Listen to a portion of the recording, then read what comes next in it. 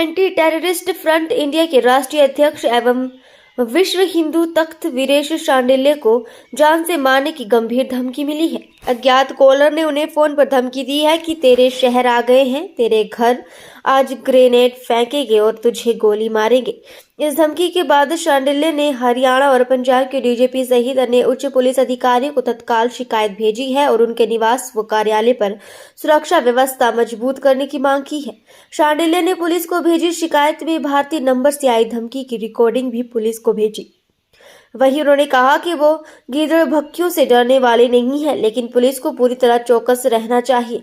उन्होंने कहा कि इस तरह की धमकियां उन्हें उनके राष्ट्रवादी और आतंकवादी विरोधी मुहिम से पीछे नहीं हटा सकती।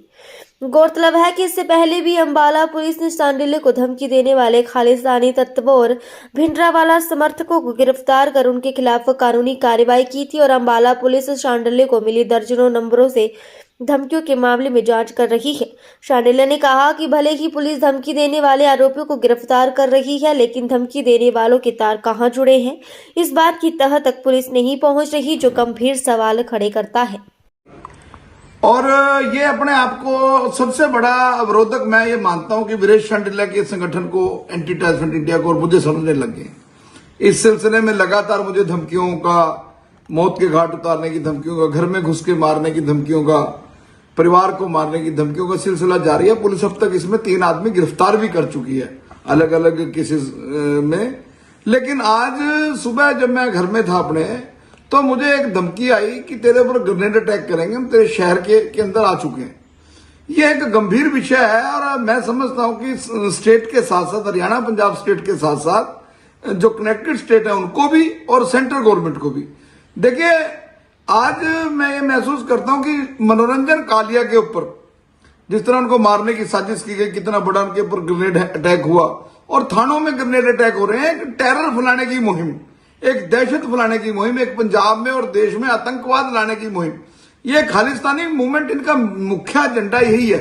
और अब ये खालिस्तानी ये महसूस करने लग गए हैं कि वीरेश शांडिल्य उनका बहुत बड़ा रास्ते का कांटा बन चुका है और उस कांटे को निकालना बहुत जरूरी है। और मुझे निकालने का इनका मकसद ये नहीं है कि मैं कोई बहुत बड़ी स्ट्रेंथ हूं या मैं भारतीय सेना की तरह हूं, नहीं। इनका ये मोटिव क्या है? मोटिव ये है कि वीरेश शांडिल्य को मौत के घाट उतार के देश में ये संदेश देना कि देखो, वीरेश शांडिल्य आतंकवाद के खिलाफ बोलता था, खालिस्तान के खिलाफ बोलता था, उसका हमने क्या असर किया।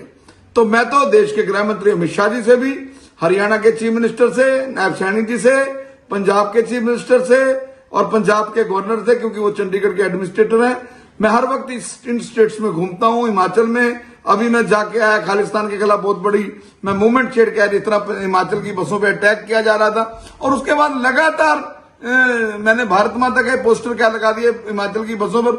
ये समझने लग गया कि इससे वीरेश शांडिल्य से बड़ा मेरा दुश्मन कोई नहीं। हम तो जो देश के गृह मंत्री अमित शाह जी की सोच है, देश के गृह मंत्री जी अमित शाह जी ने बहुत बड़ी बात कही राज्यसभा में कि एक भिंडरावाला बनने की कोशिश की थी, आज डिब्रूगढ़ जेल में बैठा है। हमारी हर उस आदमी के खिलाफ मूवमेंट जलती रहेगी जो भिंडरावाले की सोच पे काम कर रहा है, जो खालिस्तान की सोच पे काम करता है, जो पंजाब को खालिस्तान के नाम पर आग में झोंकना चाहता है। उन लोगों के खिलाफ हमारा जो लड़ाई है वो जारी रहेगी। हमने इसकी शिकायत पुलिस को दी, डीजीपी पंजाब को भी दी, डीजीपी हरियाणा को भी दी, क्योंकि दोनों जगह मेरे रेजिडेंस हैं।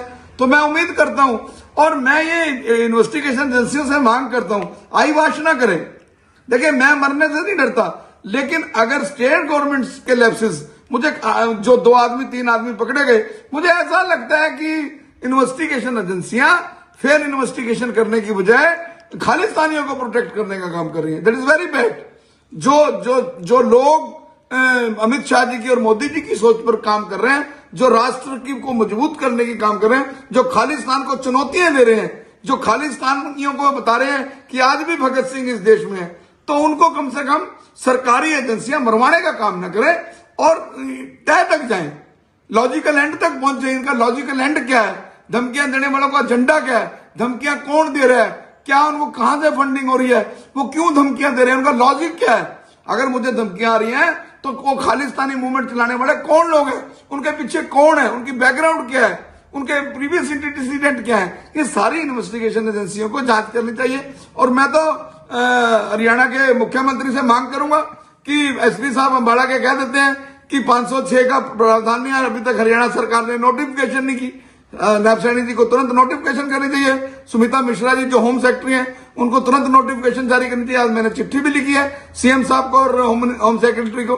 भाई अगर आप इतनी सीरियस एलिगेशंस में बंदा कह रहा है तेरे घर के ऊपर ग्रेनेड घेर दूंगा, और एक मैंने पुलिस को मैसेज दिया, अभी तक इतनी सीरियस थ्रेट के बाद भी पुलिस ने इनिशिएटिव लेने की कोशिश नहीं की अब तक। तो मैं तो चलो मेरे ऊपर ग्रेनेड गिर गया, मर भी जाऊंगा मैं, कोई बात नहीं, लेकिन सरकारी एजेंसियों को और सरकारों को मैं ये सचेत कर दूं कि ये